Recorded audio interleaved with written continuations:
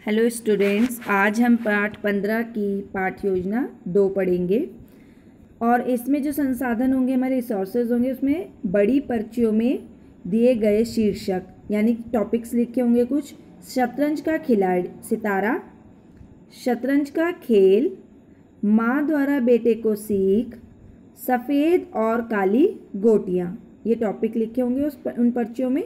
और जो मुख्य शब्द हैं इसमें शीर्षक और उचित। अब देखिए बच्चों, आप इस पाठ योजना को पढ़ने के बाद घटनाओं के आधार पर पाठ के शीर्षक को उचित सिद्ध करते हुए उसके बारे में बता पाएंगे। किसी कहानी के शीर्षक को पढ़कर आप उस कहानी के बारे में क्या अनुमान लगाते हैं? शीर्षक से आपको क्या पता चल जाता है कहानी के बारे में? किसी कहानी का शीर्षक पढ़कर हम उस कहानी की घटनाओं के बारे में अनुमान लगाते हैं कि इस कहानी में किसके बारे में लिखा गया होगा, है ना। कई जो हमारे शीर्षक होते हैं उसमें हमें पता चल जाता है कि इसमें क्या लिखा होगा, किसके बारे में लिखा होगा। तो बच्चों, आपने क्या करना है आज कि जो हमने पहले पाठ पढ़ा था, नाम रोशन करने वाला बालक, उसको आपने बहुत ध्यान से पढ़ना है और पूरे पाठ को ध्यान में रखते हुए आपको इस बात के लिए एक नया शीर्षक सोचना है। अपने समूह में दी गई पर्चियों में लिखे गए अलग अलग शीर्षकों को पढ़िए। आपको कौन सा शीर्षक उचित लगा, पर्ची के पीछे उसका कारण बताते हुए लिखिए कि वह शीर्षक आपको क्यों उचित लगा और जो शीर्षक उचित नहीं लगा वह क्यों नहीं लगा। तो आपको जो पर्ची में शीर्षक दिए गए हैं इनमें से आपको बताना है कि कौन सा शीर्षक आपको सही लग रहा है उसके लिए।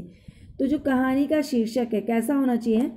एक तो आकर्षक होना चाहिए, रोचक, मुख्य विषय से संबंधित, घटनाओं पर आधारित हो, यानी 4 बिंदुओं पर आधारित होना चाहिए आपके पाठ का शीर्षक। तो बच्चों, जब आप ये काम कर लेते हैं तो जो प्रश्न है पहला वो ये है कि आपको कहानी के अनुसार कौन सा शीर्षक ठीक लगे, कौन से शीर्षक ठीक लगे और कौन से ठीक नहीं लगे। तो इसमें आपने बताना है कि आपको कौन सा ठीक लगा और कौन सा नहीं। तो हमें कहानी का शीर्षक शतरंज का सितारा बिल्कुल ठीक लगा, क्योंकि इसमें शतरंज के ख्याति प्राप्त खिलाड़ी विश्वनाथन आनंद के बारे में बात की गई है कि कैसे एक व्यक्ति शतरंज का सितारा बना। हमें शतरंज का खेल, माँ द्वारा बेटे को सीख, सफ़ेद और काली गोटियाँ शीर्षक इस पाठ के लिए उपयुक्त नहीं लगे, क्योंकि इन शीर्षकों में खिलाड़ी के बारे में बात नहीं की गई, बस शतरंज के खेल, गोटियों और माँ के द्वारा दी गई सीख के बारे में बात की जा रही है।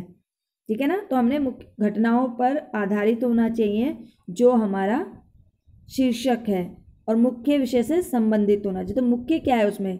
विश्वनाथन आनंद के बारे में बताया जा रहा है ना। तो वो क्या बने? शतरंज के सितारा बने, उसमें शतरंज में उन्होंने नाम कमाया, तो ये शीर्षक सही है। फिर है जो दूसरा प्रश्न है, हम किसी पाठ के उचित शीर्षक को कैसे चुनते हैं? कैसे चुनते हैं?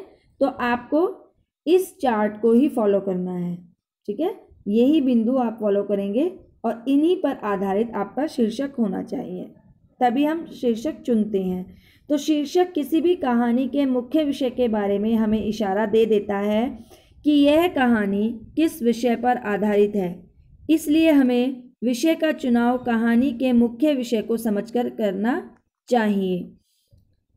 मुख्य विषय को समझकर हम एक कहानी के एक से अधिक शीर्षक लिख सकते हैं। जैसे इस कहानी में मुख्य रूप से यह बात बताई गई है कि विश्वनाथन आनंद बहुत ही कुशल शतरंज के खिलाड़ी हैं। हम इस बात को ध्यान में रखकर अलग अलग शीर्षक दे सकते हैं, जैसे शतरंज का बादशाह, गोटियों का जादूगर आदि।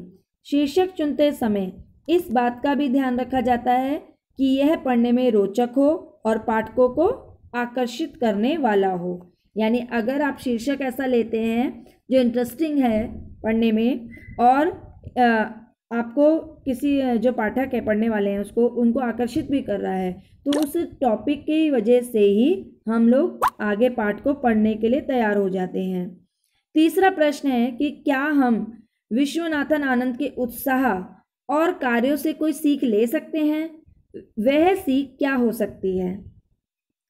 तो हम विश्वनाथन आनंद के उत्साह और कार्यों से यह सीख ले सकते हैं कि कठिन परिस्थितियां आने पर भी कभी हार नहीं माननी चाहिए और ना ही किसी की प्रसिद्धि से डरना चाहिए। यानी कोई बहुत ज़्यादा फेमस है लेकिन हमें उसको देख के नहीं डरना चाहिए कि हम उसके आगे कुछ नहीं कर पाएंगे, लेकिन हमारा जो उत्साह है वह हमें उससे भी आगे बढ़ा सकता है। तो हमें डरना नहीं चाहिए किसी को देखकर। तो बच्चों, इस पाठ योजना को पढ़ने के बाद जो आपका कक्षा कार्य है वो है 15.2 जो कार्यपत्र करना है आपने, और गृह कार्य है पाठ्य पुस्तक में से अभ्यास प्रश्न आपने 4 और 8 के उत्तर लिखने हैं। Thank you.